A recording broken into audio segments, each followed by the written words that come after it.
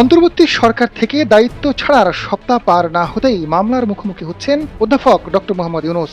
4টি অপরাধের কারণে ডক্টর মোহাম্মদ ইউনূস সহ তার নেতৃত্বাধীন সরকারে যারা উপদেষ্টা ছিলেন তাদের বিরুদ্ধে মামলা করা হচ্ছে। ইউনূসের বিরুদ্ধে এই সরকার শুধু একটা মামলা নেবে, একটা মামলা করার পরে দেখবেন মামলার হিরিক পড়ে যাবে, পাইকারি মামলা হবে। এই আদম ব্যাপার ইউনূস, এই সুদখোর ইউনূস, এই বিদেশি চর ইউনূস, এই বাটপার ইউনূস, এই দেশদ্রোহী ইউনূস, এই মব সন্ত্রাসের জনক ইউনূস, একটা মামলা শুধু বিএনপি সরকার শুধু করার সুযোগ, মানে আদালত শুধু একটা মামলা গ্রহণ করবে, হাজার হাজার মামলা। হাসিনার নির্দেশে কি সত্যিই দেশে ফিরবেন নেতাকর্মীরা, নাকি নিজেই দেশে ফিরতে যাচ্ছেন সাবেক সরকার প্রধান? গোলাম মাওলার অনির ধারণা, শীঘ্রই দেশে ফিরছেন শেখ হাসিনা। স্বদেশ প্রত্যাবর্তনের সঙ্গেই আত্মসমর্পণ করবেন তিনি, যদিও এই প্রক্রিয়া সম্পূর্ণ তার হাতে নেই, যেমনটা তারেক রহমানের হাতেও ছিল না।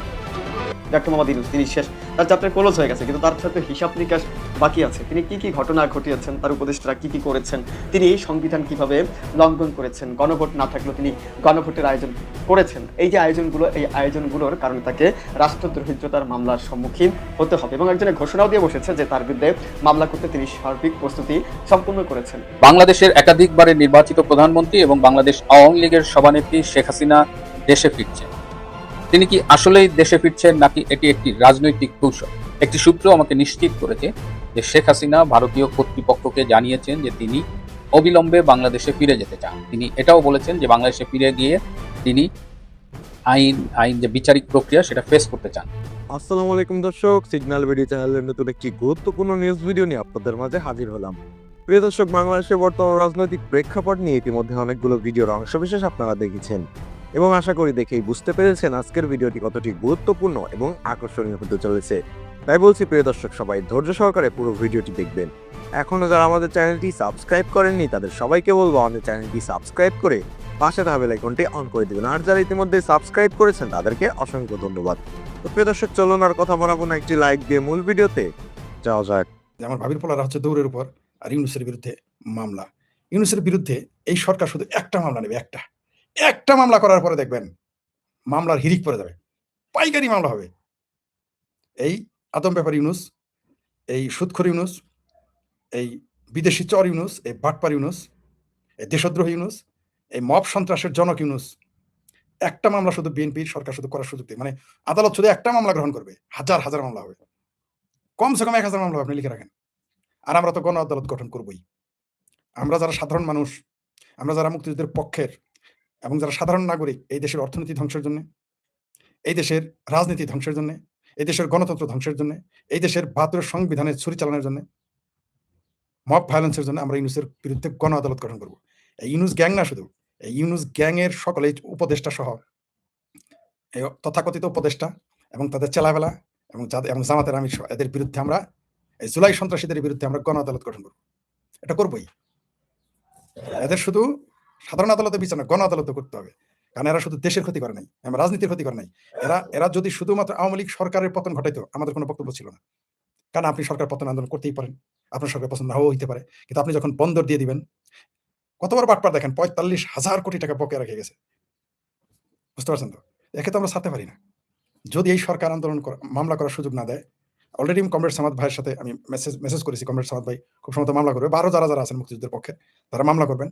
অনেকেই 2-3 জনের সাথে আমার কথা হয়েছে, তারা মামলা করবেন। আমি নিজেও মামলা করবো এই ইউনূস শাহের বিরুদ্ধে, এই উপদেষ্টাদের বিরুদ্ধে, রেজওয়ানাদের বিরুদ্ধে, ফরিদ আক্তার, এই ফ্রড মাজাহার, এগুলো কিন্তু আসামি।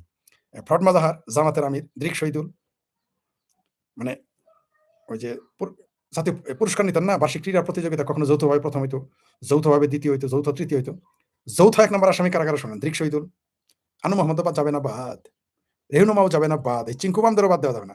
চিঙ্কুবাম প্রত্যেকটা এই জুলাই মব সন্ত্রাসের জনকেরা, প্রত্যেকটার ফাঁসি হওয়া উচিত এই দেশে, প্রত্যেকটাকে। এরাও আসামি। ফ্রড মাজাহার, দৃক শহীদুল, জামাতের আমির, ইউনূস, এগুলো হলো 1 নম্বর আসামি, মানে যৌথভাবে 1 নম্বর আসামি এরা। তারপরে তারা 2, 3, 4, 5 এভাবে যাবে, এবং হবে এই দেশে বিচার হবে। কিন্তু বিদেশি পাসপোর্টে কতদিন পালায় থাকবে? এই বাংলার জমিনে বিচার হবে, বিচার হবে, বিচার করতেই হবে আমাদের দেশের স্বার্থে, গণতন্ত্রের স্বার্থে, মুক্তিযুদ্ধের স্বার্থে, মুক্তিযুদ্ধের চেতনার স্বার্থে, 72 সংবিধানের স্বার্থে এদের এই সমস্ত সন্ত্রাসীদের বিচার করতে হবে। এই জুলাই সন্ত্রাসীদের যদি আপনি বিচার না করেন, আপনি দেখেন সাক্ষী আপনার দরকার নেই বাইরে থেকে আনার, আপনি শুধু প্রেসিডেন্ট নিজে সাক্ষী। এমন না যে তিনি পদত্যাগ করেছেন বা তাকে সরিয়ে দেওয়া হয়েছে, নতুন প্রেসিডেন্ট এসেছে তারপরে তিনি বলেছেন। আগে বলেছেন শেখ হাসিনা যেমন, তার সরকার পতনের আগেই তিনি বলেছিলেন যে একটি দেশ, সাদা চামড়ার কিছু মানুষ আমার কাছে বন্দর চেয়েছে, একটা দেশ করতে চেয়েছে, ঘাঁটি চেয়েছে, আমি তা দেইনি। এটা যদি আগে না বলতো, পরে বললে আমরা বিশ্বাস করতাম, আমিও করতাম না। তো প্রেসিডেন্ট থাকাকালীন বলেছে যে তাকে কিভাবে গৃহবন্দী করা হয়েছে।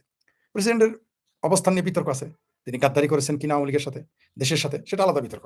কিন্তু একটা হেড অফ দ্য স্টেটকে এরা বন্দী করে রেখেছিল, এরা বন্দী করে রেখেছে, তার জন্য এদের প্রত্যেকের ফাঁসি হবে। আপনি ঠেকাতে পারবেন না, কোনো আইনই পারবেন না। পুরো সরাসরি রাষ্ট্রদ্রোহ অপরাধ।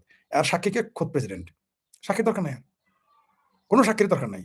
আরেকটা তথ্য দিই আপনাদের, আইন অনুযায়ী আপনি প্রেসিডেন্টকে জেরা করতে পারবেন না, তার যা সাক্ষী দেবে তার সাথে তিনি যা বলবেন তাই রাইট। আর তিনি চাইলে এখন অনেক কিছু করতে পারেন। কিন্তু যেহেতু একটা মিল্কি জুলকি সরকার অলিখিতভাবে আছে, হয়তো জামাতের বিরুদ্ধে যেতে পারবে না, বিএনপি দায় এড়াইতে পারবে না, এই জুলাই সন্ত্রাসের দায় বিএনপি এড়াইতে পারবে না। ভাই কেমন আছেন? শুধু ইউনুস কি এখনো বাংলাদেশ, সম্ভবত শুনেছি বাংলাদেশে আছে, এখনো সালা পালায় নাই, মামলা করতে যাইতে দেওয়া যাবে না, ইউনুস সহ সকল অপরাধীদের বিচার দেবেন। জি অবশ্যই বিচার করতে হবে। পক্ষের সরকার আবার কবে আসবে? আসবে তো অবশ্যই, কবে আসবে সেটা বলতে পারবো না তো ভাই। হ্যাঁ, উপমহাদেশ থেকে ধর্মীয় মৌলবাদ বিশ্বভাগ কোনোদিন দূর হবে? এটা আমরা কি আসে? হ্যাঁ পারবে, যদি বাংলাদেশের যারা রাজনৈতিক নেতা, এই দেশের বুদ্ধিজীবী, তারা সচেতন হন, সাংবাদিকেরা তাহলে। কিন্তু একই সাথে যখন বুদ্ধিজীবীরা মৌলবাদী হয়ে যায়, একই সাথে যখন রাজনীতিবিদরা মৌলবাদী হয়ে যায়, একই সাথে যখন এই দেশের বুদ্ধিজীবীরা সরাসরি জঙ্গিবাদের সমর্থন করে, তখন তাদের মৌলবাদ ছড়াতে পারবেন না। ওই যে যারা কেউ আবার দেখে শুধুমাত্র ওই শেখ হাসিনার দূর দেখেন, এটা আবার দুই লাইন একটু বেশি বুঝেন। হ্যাঁ শেখ হাসিনার ত্রুটি আছে, বিচ্যুতি আছে, কোনো সন্দেহ নেই, মৌলবাদ উত্থানে তার সরকারের ভূমিকা আছে। কিন্তু আরো যারা আছে, আপনার এই দেশের মৌলবাদ উত্থানে সাংবাদিকের ভূমিকা নাই? এই দেশে মৌলবাদ উত্থানে বাংলাদেশের বুদ্ধিজীবীরা দায় এড়াতে পারবে? এই দেশের মৌলবাদ উত্থানে বিশ্ববিদ্যালয় শিক্ষকেরা দায় এড়াতে পারবে? একজন বিশ্ববিদ্যালয়ের শিক্ষক স্পষ্টই বলে দিয়েছিলেন যে ঢাকা বিশ্ববিদ্যালয়কে হার মাদ্রাসা বানিয়ে ফেলা হয়েছে। কেন তখন বিশ্ববিদ্যালয়ের শিক্ষকেরা এই বিষয় নিয়ে গবেষণা করেনি? কেন তারা এইভাবে প্রতিবাদ করেনি? বরং আমরা কি দেখলাম, এই বিশ্ববিদ্যালয়ের শিক্ষকেরা এই মৌলবাদীদের পক্ষ নিয়েছে। তাদের তখন জঙ্গিদের জন্য, হিজবুত্তিদের জন্য তাদের আসমান কেঁপে যেত। এখন এই দেশে একটা স্পিকার গায়েব, কোনো কথা নাই। এদেশের এমপিদের 84-85 বছর বয়স্ক এমপিকে জেলে মেরে ফেলার কথা নাই। 84-85-86 বছরের এমপি মন্ত্রীরা জেলে আছে, এখন মানবাধিকার নিয়ে কারো কোনো উদ্বেগ নাই, কোনো দেশেরও নাই। যত গণতান্ত্রিক অধিকার চায়, যত ভোট চায়, যত বাক স্বাধীনতা, সব আওয়ামী লীগ আসতেছে, আর কখনো কারো দরকার পড়ে না, তাছাড়া আর দরকার হয় না। তার মানে কি? দালমিগুজ কালা হয়। আপনি দেখেন এই দেশের যত মৌলবাদী প্রতিষ্ঠান, বিএনপির নেতা এবং বর্তমান মন্ত্রী কি বললো শিক্ষামন্ত্রী, যে তারা আলিয়া মাদ্রাসা সকল সুবিধা দিয়েছে, কিভাবে দেশে আসবে না আসবে, কিভাবে তারা মাদ্রাসা থেকে বিশ্ববিদ্যালয়ে ঢুকবে, তারা সুবিধা দিয়েছে বলেছে। এহসানুল হক মিলন বলেছে, তার ভিডিওগুলো দেখেন, তার নির্বাচনী ভিডিওগুলো দেখেন, সে কি বলেছে। শুধু আওয়ামী লীগের দোষ দিলে তো, আওয়ামী লীগ তো দায়ী, আমরা তো অস্বীকার করতেছি না, কিন্তু শুধু তাকে কেন দায়ী করেন? এই দেশে মৌলবাদ প্রতিষ্ঠা খালেদা জিয়ার দায় নাই, এই দেশে মৌলবাদ প্রতিষ্ঠা জিয়ার দায় নাই, এই দেশে মৌলবাদ প্রতিষ্ঠা এর সাথে দায় নাই, এই দেশে মৌলবাদ প্রতিষ্ঠা জাতীয় পার্টির দায় নাই, এই দেশে মৌলবাদ প্রতিষ্ঠা এই দেশের বুদ্ধিজীবী সাংবাদিকদের দায় নাই, অস্বীকার করতে পারবেন? এমনকি বামপন্থীদেরও দায় আছে, এই বদমাইশগুলোর। সিংহবামদের দায় নাই এই দেশে মৌলবাদ প্রতিষ্ঠার জন্য? অবশ্যই দায় আছে। শুধু শেখ হাসিনা ঘাড়ে চাপাই দিবেন সব দোষ নন্দ ঘোষ, অতনালিয়া দেশের না। আমরাও কিছু বুঝি, আমরা শুধু সুজি খাই না, ভাতও খাই, ফিটার খাই না, এখন ভাত খাই। হ্যাঁ কি মাসুদ ভাইয়া, মানে হান্নান মাসুদ দৌড়ের উপর আছে, দৌড়ের উপরে। হ্যাঁ অবশ্যই সুদখোরের বিচার হবে। পালিয়ে গেছে কিনা জানি না, তো পালাই তো যাবেই, মামলার কথা শুনতেছে না, যে কোনো সময় পালাই যেতে পারে। যদি মামলা দেওয়া শুরু হয়, দেখবেন সে পালিয়ে যাবে, কারণ সে তো জানে তার জেল হবে, ফাঁসি হবে। কারণ ডক্টর ইউনূসের বাঁচার কোনো সুযোগই নেই। এই জুলাই জঙ্গিদের ফাঁসির দ্রোষী থেকে বাঁচার কোনো উপায়ই নেই। অলরেডি দেখেন ওই যে চিঙ্কু বামে আজম ফ্রড মাজাহার, এখন সে বলতেছে যে 50 বছর ইউনূস পিছিয়ে দিয়ে গেছে। এই শালা চিঙ্কু বামেরা, এই কথাটা তো আমি শেখ পরিতে বলেছিলাম। আমি বলেছিলাম 20 বছর পিছিয়ে দিয়েছে, আমার কত গালাগালি করলি তোরা। এই চিঙ্কু ফ্রড মাজাহারের চেলারা পেলারা আমার গালাগালি করেছে। আমি বলেছিলাম ডক্টর ইউনূস বাংলাদেশকে 20 বছর পিছিয়ে দিয়েছে, এর জন্য এই ফ্রড মাজাহারের চেলারা আমার গালাগালি করেছে। শেখ হাসিনার দালাল, নরেন্দ্র মোদী দালাল, বিজেপির দালাল, কত কথা। এখন তোদের আব্বা ফ্রড মাজাহার, সে বলতো 50 বছর পিছিয়ে দিয়েছে ডক্টর ইউনূস। এই ফ্রড মাজাহার বউ আবার ডক্টর ইউনূসের অপদেষ্টা ছিল, ফরিদ আক্তার। এলো আর এক বদমাইশ এই ফ্রড মাজাহার। এই ফ্রড মাজাহার তো সেই ফ্রড মাজাহার যে বলেছিল যে জামাতের সমালোচনা করে ফ্যাসিজম। এলো বুদ্ধিজীবী। আমরা কবিতা লিখলেই সেগুলো ইসলাম বিরোধী হয়ে যায়, আর সরাসরি খোয়াবনামার মধ্যে কি লিখছে নাকি কি যেন কবিতার বইতার, ওটা পড়েন কি লিখছে দেখেন। ওইখানে খাদিজাকে নিয়ে কি কবিতা লিখছে, মোহাম্মদকে নিয়ে আল্লাহকে নিয়ে কি কবিতা লিখছে, ফ্রড মাজাহার পড়েন। ওই যে আরেকটা আছে না, সারা জীবন জামাতের সমালোচনা করেছে, ওই যে মুখ বেঁকা একটা মুক্তি কি যেন আমার ভুলে গেছি, যেটা এখন জামাতের দালালি করা শুরু করেছে। কি উমামা না উমামা নাকি আলী হোসেন উমামা নাকি সুমামা, একটা আছে বদমাইশ। বদমাইশটা বলেছিল এই এদের ব্যাপারে কি বলেছিল পড়েন, আপনারা ইউটিউবে সার্চ দিয়ে দেখে নিন। আমাদের বাংলাদেশের মানুষ, মানে এদের মেধা, এদের বুদ্ধি, অনেকে ভদ্রভাবে বলে যে গোল্ড ফিশ মেমোরি, আরে তাও নাই, এখন গোল্ড ফিশের মেমোরিও নেই। আর আমির হারামজাদা কি বলেছে শুনেছেন তো? আমির হারামজাদা বলেছে ওর আব্বা গোলাম আজম বাকিদের সবচেয়ে বড় গোলাম, নামেও যেমন কামেও তেমন বড় গোলাম, সব শয়তানের আব্বা এই গোলাম আজম। এই গোলাম আজম নাকি সৌদি আরবের বাদশাদের, মিডল ইস্টে গিয়ে আর অন্যান্য যারা আমির উমরা ছিল এদের নাকি বুঝাইছে যে বাংলাদেশকে যেন স্বীকৃতি দেয়। এরকম কত বড় মিথ্যুক ধোঁকাবাজ হইতে পারে জামাত, এটা হলো তার সর্বশেষ নজির না, আরো নজির আসবে সামনে। কলকাতায় উপস্থিত বাংলাদেশ আওয়ামী লীগের ওয়ার্কিং কমিটির যারা রয়েছেন কলকাতায়, তাদের সাথে সভানেত্রী শেখ হাসিনার একটি ভার্চুয়াল মিটিং হয়েছে এবং সেখানে ওয়ার্কিং কমিটির সদস্য ছাড়াও আরো 2 জন উপস্থিত ছিলেন। সেখানে নির্বাচনে জনগণ যে ভোট দিতে যায়নি, অধিকাংশ জনগণ নির্বাচনকে প্রত্যাখ্যান করেছে এবং আওয়ামী লীগের সভানেত্রীর আহ্বানে সাড়া দিয়েছে, সেটি নিয়ে আলোচনা হয়েছে, দেশবাসীকে অভিনন্দন জানানো হয়েছে।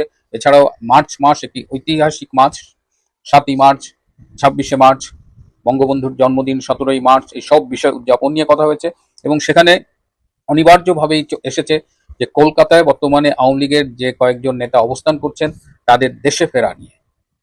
কদিন আগে আমি একটি ফোন পেয়েছিলাম কলকাতা থেকে, আওয়ামী লীগের একজন কেন্দ্রীয় নেতা, তিনি আমাকে বলেছিলেন আমি যেন জননেত্রী শেখ হাসিনার সাথে একটু আলাপ করি এবং তিনি আমাকে যেটা বলেছিলেন যে তারা আসলে দেশে ফিরতে চায়। দেশে আইনের শাসন যদি থাকে, যদি আদালতে গেলে সুবিচার পাওয়া যায়, এটি নিশ্চিত হলে তারা দেশে ফিরে যাবে। এবং গতকালকের আলোচনায় সভানেত্রী শেখ হাসিনা বলেছেন যে নেতাদের রেডি হতে বলেছে, মানসিকভাবে রেডি হতে বলেছে এবং দেশে ফেরার জন্য তৈরি হতে বলেছে এবং দেশে ফিরে গিয়ে ফেস করতে হবে হোয়াট এভার দ্য সিচুয়েশন। এবং সেখানে আরো আলোচনা হয়েছে যে বাংলাদেশ আওয়ামী লীগের কার্যক্রমের উপরে বর্তমানে যে নিষেধাজ্ঞা রয়েছে, যেটি গত বছরের 12ই মে ডক্টর ইউনূস একটি সরকারি প্রজ্ঞাপনের মাধ্যমে এটি অ্যাপ্লাই করেছিল এবং সন্ত্রাস দমন আইন এসব বিভিন্ন অধ্যাদেশে দেখিয়ে সম্পূর্ণ অবৈধভাবে সিনিয়র স্বরাষ্ট্র সচিব স্বাক্ষরিত একটা প্রজ্ঞাপনে আওয়ামী লীগের কার্যক্রম নিষিদ্ধ করা হয়েছিল।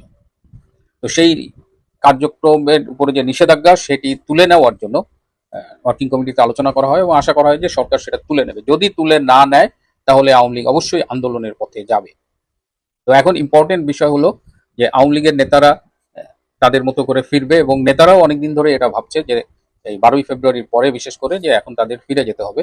জেল বা গ্রেপ্তার এগুলো রাজনীতির খুব স্বাভাবিক অনুষঙ্গ এবং তারা রেডি টু ফেস। বাট বর্তমানে বা অ্যাটলিস্ট ইউনূসের আমলে যেভাবে আদালতগুলো ফাংশন করেছে, আসিফ নজরুল যেভাবে আদালতকে একেবারে মবের একটা স্বর্গরাজ্য বানিয়েছিল, সেই অবস্থায় তো আসলে স্বেচ্ছায় ফেরা যায় না। কিন্তু এখন আশা করা যায় যে পরিস্থিতির উন্নতি হবে এবং দেশে অ্যাটলিস্ট মিনিমাম একটা স্ট্যান্ডার্ড মেনটেন করে আইনের শাসন প্রতিষ্ঠিত হবে।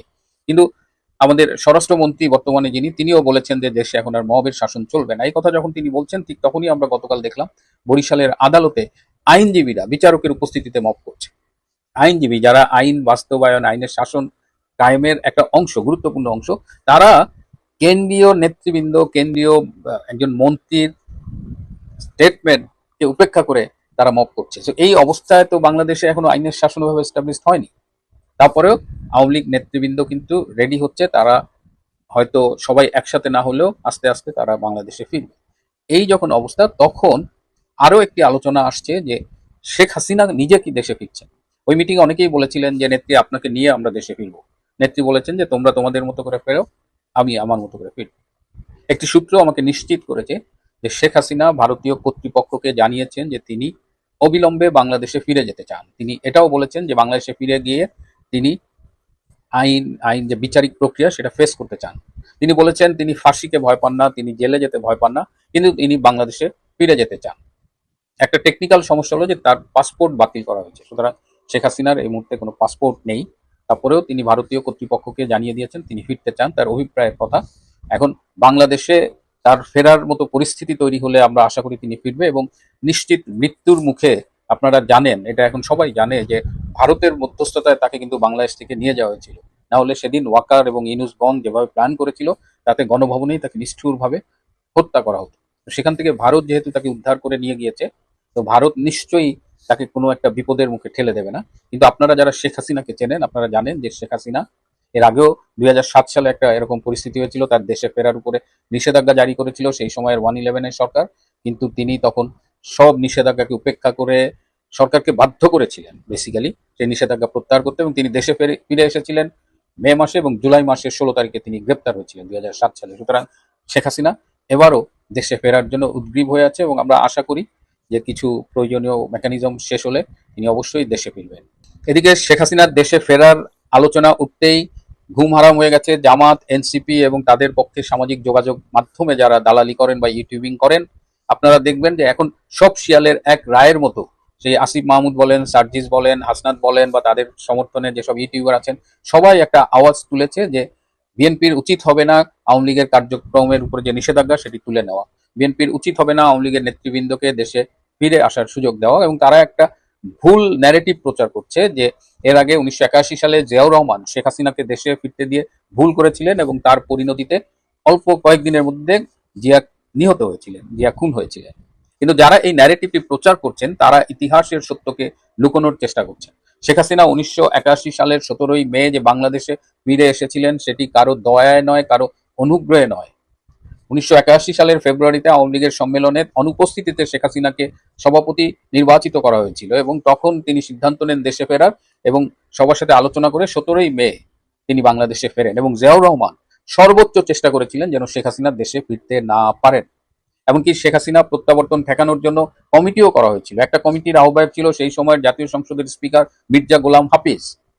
তাহলে জিয়াউর রহমান কি করে শেখ হাসিনাকে আসতে দিলেন? এবং জাতিসংঘের যে বিশ্বজনীন মানবাধিকারের ঘোষণাপত্র আছে সেখানেও বলা আছে যে কেউ তার মাতৃভূমিতে যে কোনো মুহূর্তে ফিরে আসতে পারে, এটা একটা সার্বজনীন মৌলিক মানবাধিকার। সুতরাং শেখ হাসিনা 1981 সালে জীবনের ঝুঁকি নিয়ে এসেছিলেন। জিয়াউর রহমান চেষ্টা করেছিলেন তার প্রত্যাবর্তন ঠেকাতে পারেনি। জিয়াউর রহমানের হত্যাকাণ্ড একটি সম্পূর্ণ আলাদা ঘটনা, এর সাথে শেখ হাসিনার প্রত্যাবর্তনের কোনো সম্পর্ক নাই। এবং আওয়ামী লীগের পক্ষ থেকে বারবার দাবি তোলা হয়েছিল যে জিয়া হত্যার প্রকৃত খুনিদের আইডেন্টিফাই করা হোক, বিচার করা হোক। কিন্তু বিএনপির পক্ষ থেকে খুবই সারপ্রাইজিং একটা ব্যাপার যে তারা জিয়াউর রহমান হত্যার প্রকৃত বিচার করতে কখনো আগ্রহী হয়নি। সুতরাং শেখ হাসিনা ফিরবে, বিএনপির বর্তমান সরকারে রয়েছে, তারা তাদের মতো অবস্থান নেবে, তারা কি করবে না করবে এটা তাদের ব্যাপার। কিন্তু শেখ হাসিনা যদি ফিরতে চায় তিনি ফিরবেন, এবং শেখ হাসিনার ফিরলে বর্তমান বিএনপির বা তারেক রহমানের কোনো সমস্যা হবে না। শেখ হাসিনা ফিরলে সমস্যা হবে ওই জামাত, ওই এনসিপি কিংবা তাদের পক্ষে যারা ইউটিউবিং করেন তাদের সমস্যা হবে। যদি আওয়ামী লীগ না আসে তাহলে জামাত এনসিপি মিলে আন্দোলন করে বিএনপিকে তটস্থ রাখতে পারবে। কিন্তু যদি আওয়ামী লীগ ফিরে আসে তাহলে বাংলাদেশের রাজনীতির মাঠে একটা ভারসাম্য তৈরি হবে, এবং জামাত, এনসিপির মতো এইসব ভুইফোড় শক্তিগুলো, আগাছাগুলো তারা রাজনীতিতে কর্নার হয়ে যাবে। আজকের বাস্তবতায় এটা প্রমাণিত যে বাংলাদেশের রাজনীতি আসলে দ্বিদলীয়, মানে একদিকে বিএনপি তার জোট এবং আরেকদিকে আওয়ামী লীগ এবং তার জোট, এবং এটাই বাংলাদেশের জন্য সবচেয়ে ভালো। আমরা দেখলাম ডক্টর ইউনূসকে নিয়ে একদম নোবেল বিজয়ী, বিশ্ব হ্যান ত্যান কত কিছু, কিন্তু দেখলাম যে মাত্র 18 মাসে একটা উন্নতির দিকে ধাবমান একটা দেশকে কিভাবে ফোকলা করে দিয়েছে, সেই দেশের অর্থনীতিকে একদম ধ্বংস করে দিয়ে গেছে, ব্যাংক সিস্টেমটাকে একদম তছনছ করে দিয়ে গেছে। সুতরাং বাংলাদেশের রাজনীতিতে বিএনপি আছে, আওয়ামী লীগও থাকবে, এবং এটাই বাংলাদেশের জন্য বেস্ট অপশন। শেখ হাসিনা ফিরবেন। এখন অনেকেই আমাকে হয়তো জিজ্ঞেস করবেন যে তিনি কবে ফিরবেন। এক্স্যাক্টলি তারিখটা এই মুহূর্তে বলা যাচ্ছে না, কিন্তু তিনি ফিরবেন এবং সম্ভাব্য দ্রুততম সময়ে তিনি বাংলাদেশে ফিরবেন। প্রিয় দর্শক, ইতিমধ্যে আপনারা আমাদের পুরো ভিডিওটি দেখেছেন। ভিডিওটি দেখে কি জানলেন এবং বুঝলেন, অবশ্যই আপনাদের মূল্যবান মতামতটি আমাদের কমেন্ট বক্সে জানাতে ভুলবেন না। এখনো যারা আমাদের চ্যানেলটি সাবস্ক্রাইব করেননি তাদের সবাইকে বলবো আমাদের চ্যানেলটি সাবস্ক্রাইব করে পাশে থাকা বেল আইকনটি অন করে দিবেন এরকম নিত্য নতুন প্রতিদিন গরম গরম নিউজ আপডেট পেতে। ধন্যবাদ সবাইকে।